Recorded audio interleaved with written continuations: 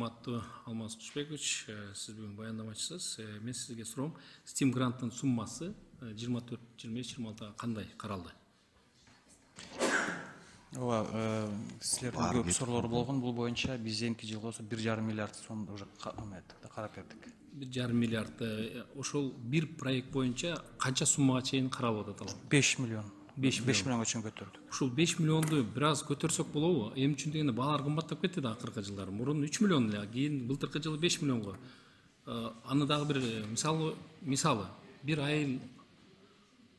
айылды, бир айыл өкмөттүн бир айылын, ички жолдорду. Бул Минтранстын балансындагы эмес, айылдын карамагындагы жолдорго баягы спонсорлор чыгып атат, жеке спонсорлор. Бир ошол айылдын асфальт төшөө боюнча, STEAM грантка жазуу боюнчачы. Ал жерде 5 миллионго болгону бир 400-500 метр гана жол экен да. 1 километр жолго 1 миллион 10 миллион сомдун тегерегинде болот экен да. Ошонун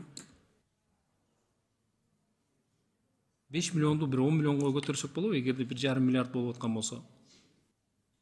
Эми бул уровень көтөрүү боюнча биз санайбыз, анткени проекттерде жараша да эмесин көтөрсөк, проекттер аз болуп калат экен да. Аны ошондо биз салмактуу карап берели. Мына 3 миллиондон 5 миллион көтөрдүк, азыр ошону бир эмки жылдан көрөлү, эмкиде анан да карай беребиз. Алмаз Кушбекович, мындай болуп атат да, бир бала бакчанын чатырын алмаштыруу үчүн 5 миллион кээ бирде жетпей калып атат да. Анан ошо асфальт төшөөдө дагы 5 миллион сом болгону 400-500 метрге гана жетип атат да. Эми баягы эгерде ал жерде 10% кошумча жергиликтүү бюджеттин кошумчасы бар да, төлөмү бар. Эгерде аны сырттан башка бирөө спонсорлор чыгып төлөп бере турган болсо, мисалы 10 миллион, 1 миллион төлөп бере турган болсо, биз аны көтөрсөк жакшы болот эле да. Эгерде сиздерге ал кат менен кайрылышат да. Эгерде биздин спонсорубуз бар, ошол жерге демөөрчүлөр чыгып атат, мисалы үчүн фонддор бар, жеке ошол жерде ишкерлер бар, биз төлөп беребиз дей турган болсо, сиздер тарабынан аны карап, ошол 10 миллионго чейин көтөрүп берсеңиздер деген ойду айтып атам да мен. Дотациядагы айыл өкмөттөргө ушундай демөөрчүлөр чыгып атат да, Алмаз Кушбекович. Адил Велич. Баягы өздүк салымы же болбосо спонсордук жардам канчалык көбүрөөк болсо, ошол проектлер жакшыраак өтөт да. Чындыгында бул жерде атаандаштык абдан көп да. Ар бир айыл өкмөтү бул STEAM грант үчүн аябай бири менен атаандашат да. Ошол үчүн баягы өздүк салымы көбүрөөк таап, спонсорду таап иштеп эметкендердики мындай алар жеңилирээк өтөт да. Базар Коргон районунда Моңгол айыл аймагында Көктөндү айылына 1 километр 16 миллион сомдук болуптур да проекти. Ошо 1 миллион 600 миңди спонсор төлөп берейин деп атат. STEAM грантка жазайын деп атат. Ал бирок дотациядагы айыл өкмөт. Эгерде ушундай боло турган болсо, сиздер аны карап беришиңиздер керек да. Ошол мыйзамга эле баягы 5 миллион менен эле токтоп калбастан деген ойду айтып атам. Эми мындай уже крупный проекттер уже капиталовложение киргизиш керек да, чын айтканда. Жок, ички жолдор болуп атпайбы? Эгерде Минтранстын балансында боло турган болсо кандай?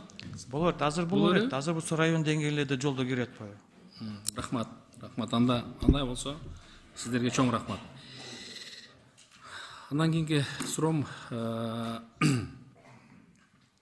Базар Коргон айылынын Сейдикум аймагында, Хажырабад айылында, Сейдикум аймагынын Хажырабад айылында 100 орунду бала бакча 19-жылы кирген.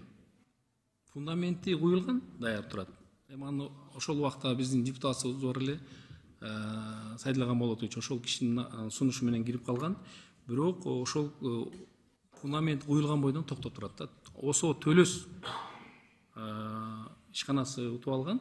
Эми мына карасаңыздар, азыр 3 жыл 4 жыл өтүп кетти. Фундаменти жарабай калды. Былтыркы жылга да кирбей калды. Ушуну бир өзүңүздөргө жазып алып, кийинки жылга акча каражатын бөлүп берсеңиздер, акчага бул даяр бардык. Карап чыксаңыздар ушуну, жазып алсаңыздар, рахмат. Андан кийин Тогуз Тoro району боюнча Каргалык айыл аймагында Казарман айылынан Чет Булак айылына баруучу 9 чакырым жол. Ал бурун Махмал Алтын кенине карамагында болгон. Бул быйылкы жылы бул ошол Каргалык айыл аймагынын балансында өткөн да. Ошол учурда Каргалык айыл өкмөтү кат жазып атат Минтранска. Ошол Минтранстын балансын алуу боюнча, анан ошол жерге асфальт төшөө боюнча да. 9 километр жолго мен барып келдим. Кышында каттоо аябай кыйын. Таш дагы төгүлгөн эмес. Кышында жамгыр жаан чачын убакта ылай болот да. Ошол боюнча Минтранс министрибиз жок экен, Минтранстын өкүлдөрү отурат. Барбы маалыматыңыздар? Адылбек Алешевич, сиз өзүңүзгө жазып алсаңыз, азыр келди, сиздерде турат. Баланс алыш керек, Минтранстын балансын алыш керек. Ушул боюнча бир маалымат берсеңиздер, эгерде баланс алынгандан кийин анан мамлекеттик ушу карамагында болуп калат эле да, кышында баягы ушул 2 айдын каттамы токтобостон жакшы болот эле.